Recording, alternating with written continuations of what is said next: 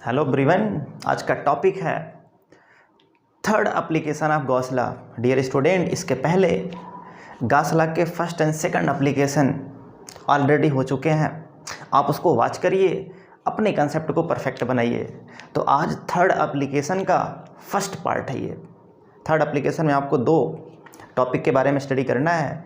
सबसे पहले मैं आपको बताना चाहूँगा कि अगर कोई कंडक्टिंग स्फीयर है तब उस केस में उस कंडक्टिंग स्फीयर की वजह से उसके बाहर, उसके सरफेस पे, उसके अंदर इलेक्ट्रिक फील्ड की वैल्यू क्या होगी, ये मुझे आज फाइंड आउट करना है। तो बहुत बेहतरीन टॉपिक है, आप इस वीडियो को टिल द एंड वॉच करें, अपने कंसेप्ट को परफेक्ट बनाएं। आज की क्लास में फीलिंग क्रिएट होने वाली है।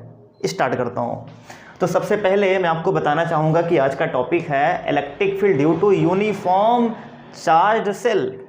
इसके बहुत सारे नाम हैं, कभी कभी एग्जाम में आता है, आप कंफ्यूज हो जाते हो कि ये कौन सा टॉपिक आ गया।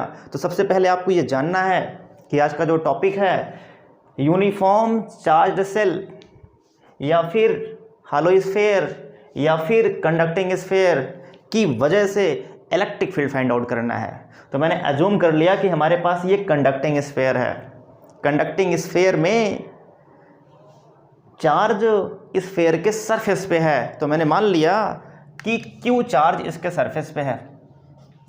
और जो सिग्मा है, यहाँ पे जो सिग्मा है, मैंने सपोज किया कि जो सिग्मा है, सिग्मा ये यूनिफॉर्म चार्ज सरफेस डेंसिटी है।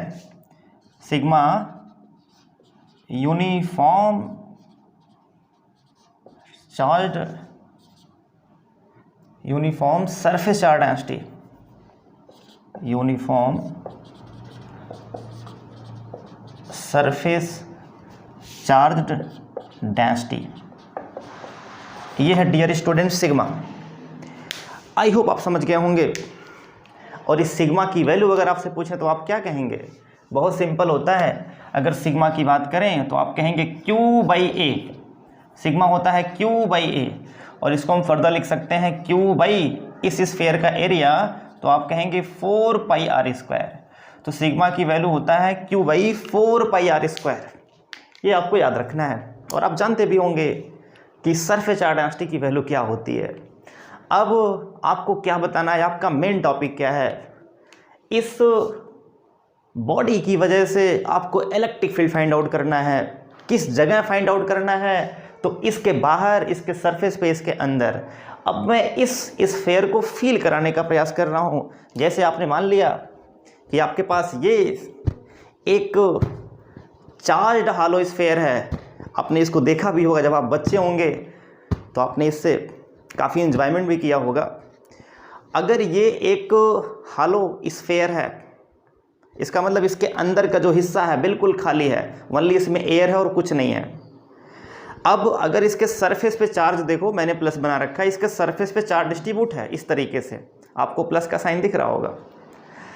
अब अगर ये स्फीयर है तो आपको बताना है इसके बाहर, इसके सरफेस पे और इसके अंदर इलेक्ट्रिक फील्ड की वैल्यू क्या होगी। ये आपका आज का टॉपिक है, बेहतरीन टॉपिक है। सबसे पहले मैं आपको बताना चाहूँगा कि जो ये स्फीयर है, ये 3 डायमेंशन बॉडी है। ये 3D बॉडी है, इसके पास 3 डायमेंशन होते हैं, ठीक है।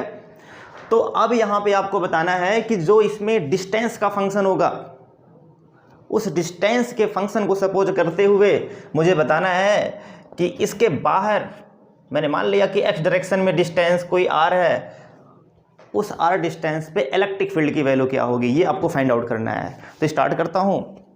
सबसे पहले मुझे क्या पढ़ना है, क्या फाइंड करना है? Find electric field, find electric field at different point, at different point. कौन कौन से पॉइंट होंगे? सबसे पहला जो पॉइंट्स होगा उसको हम कहेंगे R greater than capital R, जिसको हम बोलते हैं आउटसाइड। इसका नाम है आउटसाइड, क्लियर। जो दूसरा पॉइंट होगा जिसको हम कहेंगे R इक्वल टू R, इसका मतलब होता है सरफेस। At surface. जो तीसरा पॉइंट होगा थर्ड, जिसको हम कहेंगे आर लेस देन आर, इसको हम कहते हैं इनसाइड। ये इनसाइड है। तो बेसिकली आपको 3 जगह इलेक्ट्रिक फील्ड फाइंड आउट करना है। कहाँ पे? सबसे पहले आर की वैल्यू अगर कैपिटल आर से ज़्यादा है, इसका मतलब, ज़्यादा का मतलब क्या होगा? आप बाहर चले जाओगे। अगर आर इक्वल टू आर आपने कर दिया तो आप सरफेस पे आ गए, और अगर आर की वैल्यू आपने कैपिटल आर से कम कर दिया तो आप अंदर चले गए। तो आपको 3 डिफरेंट पॉइंट्स पे electric field value find out करनी है। सबसे पहला मैं स्टार्ट करता हूँ कि अगर आर की वैल्यू आर से ज़्यादा है तब वहाँ पे इलेक्ट्रिक फील्ड की वैल्यू क्या होगी। सबसे पहला पॉइंट ये हमको डिस्कस करना है। तो डियर स्टूडेंट, आप क्या एज्यूम करोगे? सबसे पहले आप ये सपोज करोगे कि इसके बाहर, इस स्फीयर के बाहर आर डिस्टेंस पे कोई एक पॉइंट P है, स्मॉल आर डिस्टेंस पे कोई एक पॉइंट P है, ये आप एज्यूम करोगे। P एक पॉइंट है जहाँ पे आपको इलेक्ट्रिक फील्ड फाइंड आउट करना है। लेकिन ध्यान रहे ये एप्लीकेशन आप गॉसला है, तो आप कैसे यहाँ पे इलेक्ट्रिक फील्ड फाइंड आउट करोगे? गॉसला क्या कहता है? सबसे पहले ये चार्ज जो यहाँ पे इसके सरफेस पे ये क्लोज होना चाहिए, और अगर चार्ज को क्लोज करना है तो आप क्या करेंगे? आप एक सूटेबल सरफेस एज्यूम करेंगे जिसका नाम होता है गॉसियन सरफेस। और गॉसियन सरफेस हम ऐसा बनाते हैं जो सिमेट्री को सेटिस्फाई करे। इसका मतलब जहाँ पे चार्ज डिस्ट्रीब्यूट है वहाँ से जो इलेक्ट्रिक फील्ड लाइन निकल रही हैं बिल्कुल उसके सिमेट्रिक हो सरफेस, ऐसा हम एज्यूम करते हैं। तो अगर आपको यहाँ पे गॉसियन सरफेस बनाना है तो आप कैसा बनाएंगे? तो आपका आंसर होगा स्फेरिकल, हम यहाँ पे बनाएंगे। तो सबसे पहले इस चार्ज को क्लोज करने के लिए हम आर रेडियस का एक स्फेरिकल गॉसियन सरफेस एज्यूम करेंगे, जो इस प्रकार से होगा। ये आपने ये एज्यूम किया स्फेरिकल गॉसियन सरफेस। तो सबसे पहला स्टेप क्या होता है? याद करो, स्टेप फर्स्ट में आप क्या करते हो? जो काम आपने इसके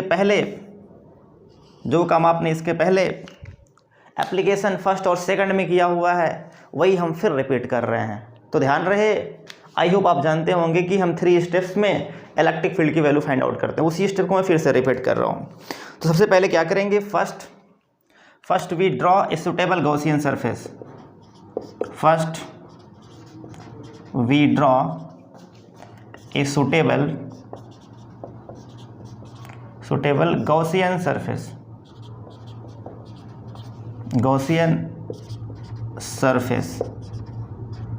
कैसा होगा? तो आंसर है स्फेरिकल इन शेप। ये हो गया गॉसियन सरफेस, बिल्कुल राइट। स्टेप सेकंड में आप क्या करते हैं? आप मुझे कमेंट करके बताते रहो। जो स्टेप सेकंड है, इस स्टेप सेकंड में हम इलेक्ट्रिक फ्लक्स की वैल्यू फाइंड आउट करते हैं। किससे निकलने वाली फ्लक्स की वैल्यू फाइंड आउट करते हैं? तो जो आपने सरफेस एज्यूम किया हुआ है उस सरफेस से निकलने वाले हम नेट फ्लक्स की वैल्यू फाइंड आउट करते हैं। तो इसका नाम है गॉसियन सरफेस, इसका नाम है गॉसियन सरफेस। तो यहाँ से निकलने वाले फ्लक्स का मान आपको बताना है, तो आप क्या करेंगे? सबसे पहले आप एज्यूम करेंगे स्मॉल एलिमेंट। आपने मान लिया कि ये स्मॉल एलिमेंट ds है। अगर ये स्मॉल एलिमेंट ds है तो डियर स्टूडेंट इसका एरिया वेक्टर किधर होगा? अगर ये स्मॉल एलिमेंट आपने यहाँ पे सपोज किया तो जिसका एरिया वेक्टर होगा ये बिल्कुल ऐसे बाहर की तरफ होगा। ये कहने का मतलब एरिया वेक्टर बिल्कुल इस सरफेस से 90 एंगल पे, आप कहीं पे बनाओगे हमेशा एंगल 90 बनेगा, कहीं पे सपोज करोगे 90 बनेगा। इसका मतलब इस सरफेस के नॉर्मल होगा एरिया वेक्टर कुछ इस तरीके से।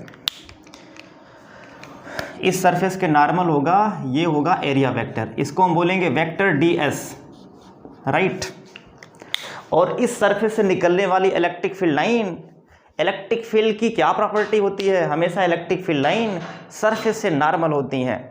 इसका मतलब इलेक्ट्रिक फील्ड लाइन भी कुछ इस तरीके से होंगी, इसी डायरेक्शन में। सरफेस के नॉर्मल का मतलब बिल्कुल ds की डायरेक्शन में। अगर आपसे पूछें कि थीटा यहाँ पे कितना होगा तो आप कहेंगे थीटा यहाँ पे 0 होगा, E और ds के बीच का एंगल 0 होगा। तो फ्लक्स निकलना बहुत आसान है। अगर आपसे पूछें कि आप बताओ फ्लक्स की वैल्यू क्या होगी, तो find flux, find total electric flux, total electric flux passing through a Gaussian surface, Gaussian surface. इस फाई टी की वैल्यू क्या होगी, तो इसको हम ऐसे लिखेंगे integration E dot D S. ध्यान रहे यहाँ पे मैंने होल इंटीग्रेशन लगाया हुआ है, क्यों? क्योंकि ये क्लोज बॉडी है, इसलिए मैंने यहाँ पे लगाया हुआ है। अब अगर पूछें कि आप इसको बताओ इसकी वैल्यू क्या होगी, तो आप कहेंगे ई डी एस और साथ में हो जाएगा कास जीरो, क्योंकि थीटा यहाँ पे जीरो है। जब इसको सॉल्व करेंगे तो कितना आएगा, यह आ जाएगा इंटीग्रेशन ई डी एस। अगर हम यहाँ से ई को बाहर करें तो आपको क्या मिलेगा, इंटीग्रेशन डी एस। अगर आपसे पूछें कि आप बताओ इस इंटीग्रेशन डी एस की वैल्यू क्या होगी, तो कहने का मतलब आप बहुत सारे स्मॉल पार्ट्स यहाँ पे सपोज करोगे, अगर उन सबको ऐड करोगे तो जो इस स्फीयर का एरिया होगा वही इंटीग्रेशन डी एस होगा, और इसकी वैल्यू क्या होगी, तो आंसर है 4 पाई आर स्क्वायर। ध्यान रहे स्मॉल आर स्क्वायर आपको पुट करना है। तो फाई टी का मान कितना आया, आप कहेंगे E multiply 4 pi small are square. ये आपने फाइंड आउट कर लिया इलेक्ट्रिक फ्लक्स की वैल्यू। क्लियर? क्योंकि आप इस वाले सरफेस की वजह से फ्लक्स निकाल रहे हो, तो ध्यान रहे अगर आप इस वाले सरफेस की वजह से फ्लक्स निकाल रहे हो तो इस वाले सरफेस से सेंटर की डिस्टेंस हमको चाहिए, जिसको हम बोलेंगे, क्या बोलेंगे, हम स्मॉल आर बोलेंगे। आई होप आप समझ गए होंगे। अब स्टेप थर्ड में हम क्या काम करते हैं, आप मुझे कमेंट करके बताओ। तो आंसर है स्टेप थर्ड में हम गॉस लॉ अप्लाई करते हैं। स्टेप थर्ड में क्या करेंगे डियर स्टूडेंट, स्टेप थर्ड में हम अप्लाई करेंगे गॉस लॉ। तो कर देते हैं apply Gauss law, apply Gauss law. Gauss law क्या कहता है, गॉस लॉ ये कहता है कि जो फाई टोटल होगा, कहने का मतलब जो इलेक्ट्रिक, जो नेट इलेक्ट्रिक फ्लक्स होगा ये किसके बराबर होगा, तो आंसर है Q enclose by epsilon not. तो ध्यान रहे आपने फाई टी का मान निकाल रखा है, फाई टी की वैल्यू है ई मल्टीप्लाई 4 पाई आर स्क्वायर, और यहाँ जो क्यू इनक्लोज है ये क्यू के बराबर है। जो चार्ज इस आर रेडियस के स्फेयर पे है वही चार्ज इस बड़े वाले स्मॉल आर रेडियस के स्फेयर पे भी इनक्लोज्ड होगा। अगर क्यू चार्ज है, क्यू चार्ज ही इसके अंदर आएगा। इसका मतलब यहाँ हम लिखेंगे Q by epsilon naught, Q by epsilon not. अगर पूछें इस यहाँ से बताओ इलेक्ट्रिक फील्ड की वैल्यू क्या होगी, तो बहुत सिंपल है, ये हो जाएगा कितना, 1/4 pi epsilon naught Q by R square. ये आपने इलेक्ट्रिक फील्ड की वैल्यू फाइंड आउट कर लिया। अब मेरा आपसे क्वेश्चन है, आप बताओ ये फॉर्मूला आपको कहाँ मिला था, तो आप कहेंगे ये फार्मूला हमको स्टार्टिंग में किसी पॉइंट चार्ज की वजह से आर डिस्टेंस पे इलेक्ट्रिक फील्ड मिला था जिसमें हम कूलम्ब्स लॉ यूज किए थे। इसका मतलब ये बिल्कुल उसी तरीके से है जैसे आपने कूलम्ब्स लॉ अप्लाई करके किसी पॉइंट चार्ज की वजह से आर डिस्टेंस पे इलेक्ट्रिक फील्ड फाइंड आउट किया था। तो आप क्या कह सकते हैं कि अगर कोई स्फेयर है आर रेडियस का, उसके बाहर अगर आपको आर डिस्टेंस पे इलेक्ट्रिक फील्ड फाइंड आउट करनी है तो बिल्कुल आप ये कह सकते हैं कि जैसे पॉइंट चार्ज की वजह से इलेक्ट्रिक फील्ड होता है वैसे इस स्फेयर की वजह से भी इलेक्ट्रिक फील्ड होगा। कहने का मतलब यहाँ जो स्फेयर है ये बिल्कुल behave as a point charge है। ये यहाँ से क्या कन्फर्म हो रहा है, sphere behave as a point charge, behave as a point charge. लेकिन ध्यान रहे ये कब होगा ऐसा, जब स्मॉल आर की वैल्यू कैपिटल आर से काफ़ी ज़्यादा होगी, तब ये केस अप्लाई होगा, अदरवाइज ये केस अप्लाई नहीं होगा। ये आपको ध्यान रखना है। जब हम बहुत दूर निकालेंगे किसी स्फेयर की वजह से तभी जाकर के ये कंसेप्ट अप्लाई होगा, अगर डिस्टेंस बहुत पास है तब वहाँ पे ये कंसेप्ट अप्लाई नहीं होगा। ये आपको ध्यान रखना है। अब डियर स्टूडेंट, अगर आपसे पूछें कि आप बताओ इस इलेक्ट्रिक फील्ड की value in term of uniform charge density क्या होगी, सिग्मा के फॉर्म में ये कितना आएगा, तो आराम से निकाल सकते हो। सिग्मा के फॉर्म में अगर आपको निकालना है तो क्यू का स्थान पे क्या पुट करेंगे, सिग्मा होता है क्यू बाई ए या क्यू बाई 4πr²। तो क्यू की वैल्यू कितनी हो जाएगी, सिग्मा इंटू 4πr²। ये कहने का मतलब जहां पे क्यू है वहां पे आप क्या पुट कर सकते हो, सिग्मा टाइम्स ऑफ 4πr²। तो पुट कर देते हैं तो आपको क्या मिल जाएगा, यहां से आपको मिल जाएगा सीधे सीधे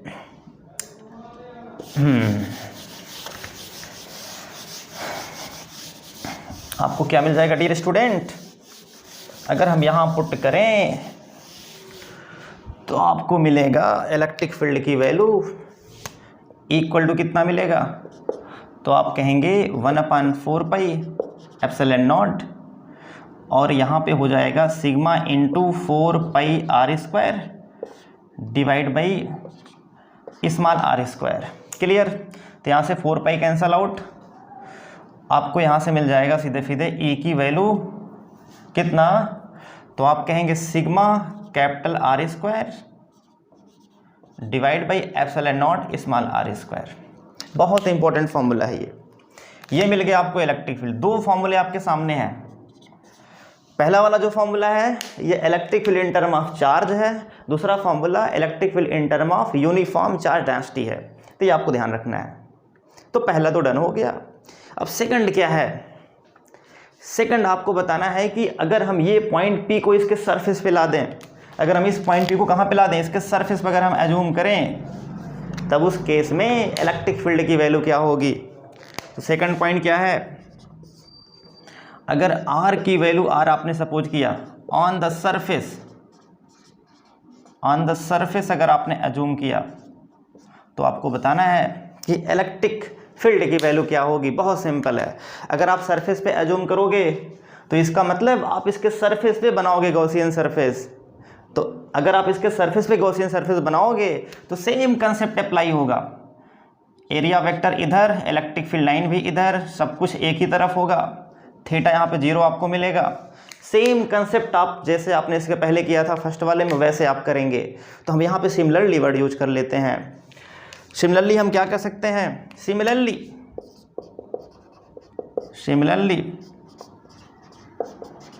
on the surface of sphere we have to find electric field if small r is replaced by capital R, small r is replaced by capital R। ध्यान रहे, अगर आपको इसके सरफेस पे इलेक्ट्रिक फील्ड निकालना है तो क्या करना है भाई, जो स्मॉल r यहाँ पे था वो किसके बराबर हो जाएगा। अगर आप यहाँ से यहाँ पहुँच गए तो स्मॉल r कैपिटल R के बराबर हो जाएगा। अब बताओ फ्रॉम इक्वेशन फर्स्ट से क्या होगा, then from equation first and second we have, क्या मिलेगा आपको। अगर हम फर्स्ट से बात करें तो आपको क्या मिलेगा, तो आप कहेंगे 1/4πε0 और Q जहाँ पे स्मॉल r है वहाँ पे कैपिटल R कर देंगे। तो ये इलेक्ट्रिक फील्ड की वैल्यू मिल गई आपको इन टर्म ऑफ चार्ज। दूसरा अगर हम बात करें इक्वेशन सेकंड, तो यहाँ पे आप करेंगे कैपिटल R², तो R² कैंसल आउट हो जाएगा। आपको क्या मिलेगा, equal to sigma R² divide by sigma R² ε0 R², sorry, और यहाँ से इसको सॉल्व करेंगे तो क्या मिल जाएगा, तो आंसर है E की वैल्यू सिग्मा डिवाइड बाई ε0। ये याद करो, ऐसा फॉर्मूला आपको मिल चुका है।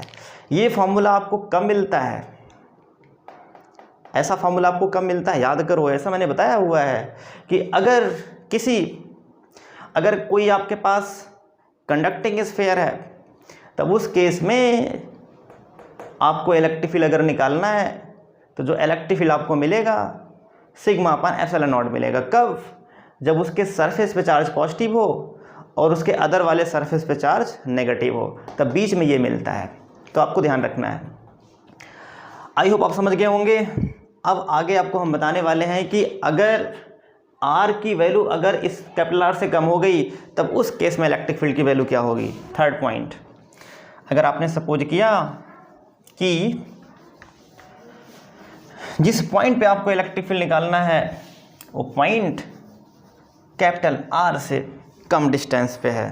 इसका मतलब अगर आपने सपोज किया स्मॉल आर की value less than capital R है, इसका मतलब inside the sphere, inside the sphere अगर ये पॉइंट है तो आप कैसे निकालेंगे। ध्यान रहे, अब ध्यान रहे कि आपको इनसाइड द स्फीयर निकालना है। इसका मतलब आपने एज्यूम किया हुआ है ये स्फीयर है जिस पे प्लस चार्ज क्यू डिस्ट्रीब्यूट है यूनिफॉर्मली, जिसका रेडियस आर है। अब आपको बताना है इसके अंदर कोई एक पॉइंट है, मैंने यहाँ पे कोई पॉइंट भी मान लिया जो आर डिस्टेंस पे है, और यहाँ पे आपको बताना है कि इलेक्ट्रिक फील्ड की वैल्यू क्या होगी। तो सबसे पहले आप क्या करते हैं सोच के बताओ, आप बनाएंगे गॉसियन सरफेस। ऐसे ये हो गया Gaussian surface, Gaussian surface clear. फिर आप क्या करेंगे, फ्लक्स का मान निकालेंगे, और फ्लक्स का मान किसके बराबर करेंगे, Q enclose by epsilon not. अगर आपसे पूछे कि आप यहाँ बताओ क्यू इनक्लोज की वैल्यू क्या होगी, तो आपका आंसर होगा 0। भाई चार्ज इसके बाहर सरफेस पे, यहाँ तो कोई चार्ज ही नहीं है, इसका मतलब अगर हम यहाँ पे गॉस लॉ अप्लाई करें तो फ्लक्स का मान 0 हो जाएगा। अगर हम यहाँ पे क्या अप्लाई करें, अप्लाई गॉस लॉ, अगर हम यहाँ पे अप्लाई गॉस लॉ करें तो क्या मिलेगा आपको, फाई टी की वैल्यू, फाई टी बराबर integration E dot D S, इसकी वैल्यू 0 मिलेगा। क्यों, या लिखेंगे Q enclose divide by epsilon not बराबर 0। क्यों, तो आप कहेंगे सिंस क्यू इनक्लोज की वैल्यू 0 है, कोई अंदर चार्ज नहीं है, इसलिए फ्लक्स का मान 0 होगा। और अगर फ्लक्स का मान 0 है तो आप कह सकते हैं इलेक्ट्रिक फील्ड का मान 0 होगा। आई होप आप समझ गए होंगे। तो कहने का मतलब इनसाइड हॉलो स्फीयर के अंदर हर एक पॉइंट पे इलेक्ट्रिक फील्ड की वैल्यू 0 होती है। अगर आप कहीं पे निकालें, अगर आपसे पूछें कि सेंटर पे बताओ इलेक्ट्रिक फील्ड कितना होगा, तो आंसर होगा 0। सेंटर के बाहर सरफेस के अंदर कहीं पे अगर आपको इलेक्ट्रिक फील्ड निकालना है तो हमेशा आपको 0 मिलेगा। तो बहुत इंपॉर्टेंट क्वेश्चन है कि अगर कोई हॉलो कंडक्टिंग स्फीयर है तो उसके अंदर इलेक्ट्रिक फील्ड की वैल्यू क्या होती है, तो आंसर है 0। क्यों, क्योंकि अंदर चार्ज रिसाइड नहीं करता है। अब डियर स्टूडेंट, अगर आपसे पूछें कि आप बताओ इन ऑल केस में ग्राफ कैसे बनेगा, आप ग्राफिकल रिप्रेजेंटेशन यहाँ पर रिप्रेजेंट करो, तो आप कैसे बनाएंगे, ध्यान दो। ग्राफ हम कैसे बनाएंगे, plot a graph between E and R, ये भी बेहद इंपॉर्टेंट है आपके लिए। Plot a graph between electric field and distance, ये आपको ग्राफ प्लॉट करना है। तो ग्राफ प्लॉट करने का क्या कंसेप्ट होता है, आप एक तरफ सपोज करते हैं इंडिपेंडेंट वेरिएबल और एक तरफ नॉन इंडिपेंडेंट वेरिएबल। तो ध्यान रहे, आप इस तरीके से ऐसे सपोज करेंगे। अब यहाँ पे आप इधर सपोज करेंगे ये है R, क्लियर, ये R की वैल्यू है X और ये Y। अब मैंने मान लिया कि ये है स्फीयर, कुछ इस तरीके से स्फीयर है, ऐसे स्फीयर है, और इधर मैंने मान लिया कि ये R है। तो डियर स्टूडेंट, अगर आपसे पूछें कि आप बताओ अगर इसका R रेडियस है तो ये क्या कहलाएगा, ये कहलाएगा कैपिटल R, ये कैपिटल R होगा। अगर आपसे पूछें कि आप बताओ यहाँ पे इलेक्ट्रिक फील्ड की वैल्यू क्या होगी, तो इसका मतलब यहाँ पे इलेक्ट्रिक फील्ड का मान 0 होगा। अगर आपसे पूछें कि आप यहाँ पे बताओ इलेक्ट्रिक फील्ड की वैल्यू क्या होगी, तो ऐसे अगर आपने सपोज किया कि ये ई मैक्स की वैल्यू है, जिसको हम बोलते हैं कितना, ई मैक्स की वैल्यू कितनी हो जाएगी, तो आप कहेंगे जो ई मैक्स होगा ये हो जाएगा 1/4 pi epsilon naught Q by R square. अब जब यहाँ से इसके अंदर इलेक्ट्रिक फील्ड की वैल्यू हर जगह 0 है, अगर हम यहाँ से आगे बढ़ेंगे तो आपने क्या देखा, आगे बढ़ने पे इलेक्ट्रिक फील्ड का मान घटता है। इसका मतलब कुछ इस तरीके से ऐसे मिलेगा ग्राफ, क्योंकि ये E proportional to 1/r square है। तो डियर स्टूडेंट, अगर R की वैल्यू कैपिटल R से ज़्यादा है तब उस केस में इलेक्ट्रिक फील्ड का मान घटेगा, लेकिन अगर R की वैल्यू अगर R से कम है तो इलेक्ट्रिक फील्ड का मान 0 होगा, और अगर R इक्वल टू R है तब उस केस में इलेक्ट्रिक फील्ड की वैल्यू मैक्सिमम होगी, जिसको हम बोलेंगे 1/4 pi epsilon naught Q by R square. I hope आप समझ गए होंगे। तो ये है मेन कंसेप्ट। तो आज के लिए बस इतना ही। इसके बाद जो हमारा टॉपिक होगा उसमें हम आपको बताएंगे अगर कोई नॉन कंडक्टिंग स्फीयर है तब उसकी वजह से इलेक्ट्रिक फील्ड की वैल्यू क्या होगी। तो एप्लीकेशन 3 का ये सेकंड पार्ट होगा जो बेहद इंपॉर्टेंट है आपके लिए। Thank you so much.